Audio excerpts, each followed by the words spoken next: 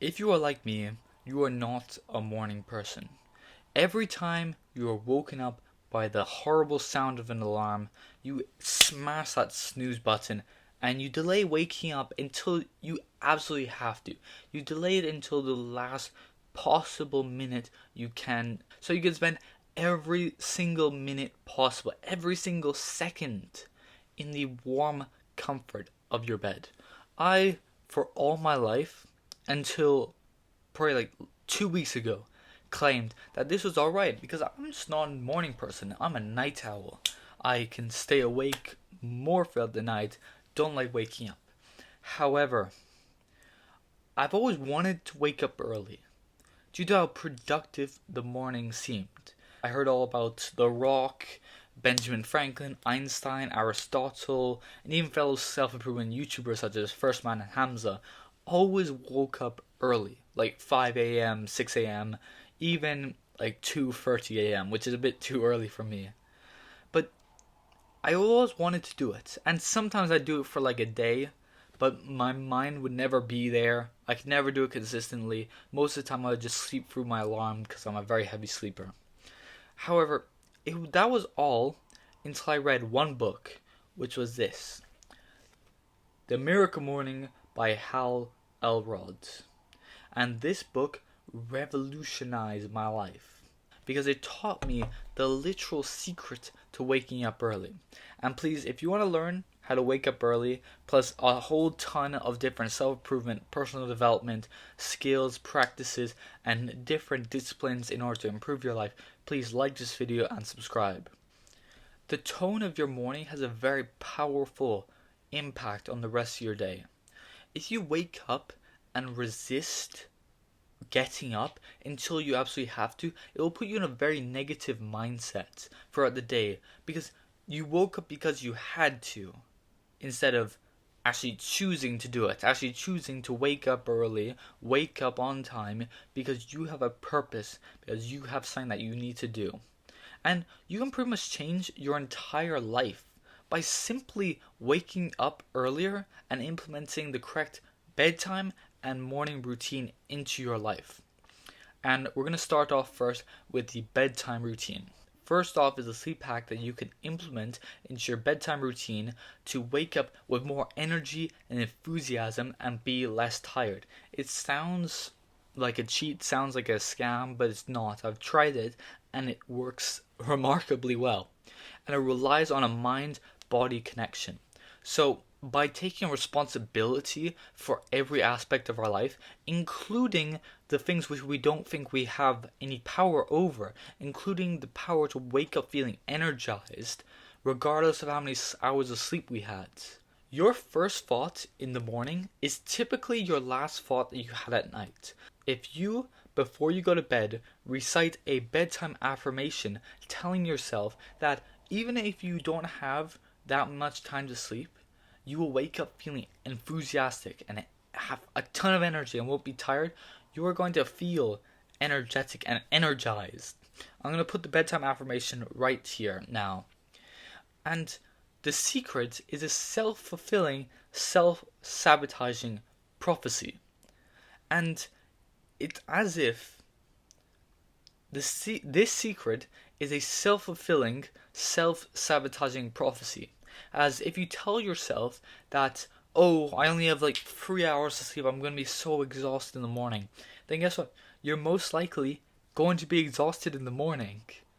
And however, if you tell yourself, oh, I can't believe that I have 3 hours to sleep. Oh, I'm going to be so rested. My mind, my body. I'm going to take this opportunity to just rest and wake up feeling full of energy, ready to get back on the horse and go right on ahead. And this might sound strange, but try it today. It works. The next step is changing your morning routine. Now, most people, they don't really have a morning routine. They pretty much do whatever they have to do. It's like you wake up, you might lie in bed, you might pick up your phone, scroll through your notifications, go to the bathroom, then go down for breakfast, like scarf down breakfast, run out, brush your teeth, maybe take a shower, maybe not, Depends on how much time you have left, if you slept over, if you overslept, if you skipped your alarm or anything. And pretty much you're either rushing through your entire morning routine, or you're very lazy and you're totally energyless. So you just daze around and you just like almost fall asleep on the couch, almost fall asleep on the chair. That's what I was like very much for like 17 years, 18 years. And if it wasn't for this like simple 5-step plan, I would still be sleeping in every day, hitting that snooze button, just sleeping all day, resisting the urge to wake up and get on with my life, and adhering to the self-limiting belief that I'm not a morning person, that it's okay if I don't wake up early, because I'm not a morning person. I'll just do all my work at night. But that's not right. So when that alarm sounds every morning, it's a loud signal for you to leave the comfort of your bed, to head out into the inherently uncomfortable world that we all live in every day. And yeah, the world outside is stressful. Your bed is not. The world outside is strange, is weird. You don't understand everything. You understand everything that goes on there. You put your head down, you sleep. There, it's very simple. So if you were able to rank how you felt when you woke up on a scale of 1 to 10, with 1 being you want to go back to sleep, like you can fall asleep standing up, and number 10, you're jumping out of bed, you're doing flips because you're so excited. It's almost like it's Christmas Day and you're a child again. So if you were able to rank that up, you could call it your level of motivation to waking up, your wake up motivation level. And most people, when they wake up, have a wake up motivational level at 1 or 2, especially if you're waking up at like 5 a.m., which is what I did today. And so it's at 1 to 2.